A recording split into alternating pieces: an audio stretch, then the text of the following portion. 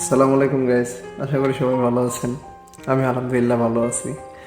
তবে কিছুদিন যাবৎ মন টন খুবই খারাপ। আসলে বিষয় হইতেছে ওভার থিঙ্কিং বেশি করতেছি, তো যেমন ভাবতেছি আর কি যে সময়টা কত তাড়াতাড়ি না চলে যাচ্ছে। এ নয় সেই দিনকে বাসায় ছিলাম, সবার সাথে ছিলাম, আবার বিদেশে চলে আসলাম এইভাবে। আর এবার দেশে যে সব থেকে বেশি খারাপ লাগতেছে আমার বড় চাচাকে দেখে, পড়াচ্ছে, তাকে দেখে খুবই খারাপ লাগতেছে। সময়ের ব্যবধানে তার দাড়ি পেকে গেছে, চুল পেকে গেছে, হার্টের রোগটা বাড়ছে, শ্বাসকষ্টের সমস্যা হচ্ছে। আসলে সময়টা এইভাবে এত তাড়াতাড়ি চলে যাবে কখনো ভাবতেই পারিনি। আমার এখনো মনে আছে তার জীবন অর্ধেক জীবনটা শেষ করে দিছে। আমাদের 6টা ভাই একটা বোন, তাদেরকে দেখতে দেখতে তার অর্ধেক জীবনটা পার করে ফেলছে। বাট আমরা তাদের জন্য কিছুই করতে পারিনি, তার জন্য আমরা কিছুই করতে পারিনি। আমরা ব্যর্থ সন্তান, আমরা 6টা ভাই, আমরা ব্যর্থ। আমি সবার ছোট হয়ে বলবো, আমরা 6টা ভাই আসলে ব্যর্থ তার কাছে।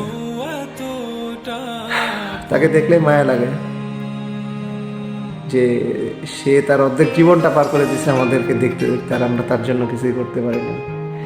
যদি এমন কোনো সিস্টেম থাকতো যে যে আমার আয়ু থেকে কিছু আয়ু ধার দেওয়া যাবে, তাহলে আমি অবশ্যই তাকে 10টা বছর ধার দিয়ে দিতাম। আফসোস লাগতেছে একটা জিনিস ভেবে, সময়টা কত তাড়াতাড়ি চলে যায়। সেই দিনই দেখলাম তার কালো চুল, কালো দাড়ি, কত সুন্দর না লাগছিল। আর এখন সময়ের ব্যবধানে চুলটাও পেকে গেছে, দাড়িটাও পেকে গেছে, চামড়াটাও ভাঁজ হয়ে গেছে। এই যে এতটা বছর চলে গেল, সে আমাদের জন্য কতটা কষ্ট করছে, কত স্যাক্রিফাইস করছে, তারপর আমরা কিছুই করতে পারিনি। তো একটা জিনিস খারাপ লাগে যে তাকে কখনো জোড়ায় ধরে বলতে পারিনি, চাচা আপনি এখন অনেক বেশি ভালোবাসেন, তো কেন করেন আমাদের জন্য। আসলে আমার আব্বু, আমার মেজো চাচা, তার বড় চাচা, তারা 3 ভাই মিলে আমাদের ভাই বোনদের পালতে পালতেই তাদের অর্ধেক জীবন শেষ হয়ে গেছে। তারপর আমরা তাদের জন্য কিছুই করতে পারতেছি না, এই একটা আফসোস লাগতেছে। সময়টা কত তাড়াতাড়ি চলে যাচ্ছে। এখন তো ভয় লাগে, মাঝে মধ্যে ভয় লাগে যে হঠাৎ কখন না কখন কি সংবাদ শুনি। এটা না, সবার কাছে একটাই কথা, সবাই আমার চাচার জন্য দোয়া রাখবে যেন সে সুস্থ থাকে সবসময়।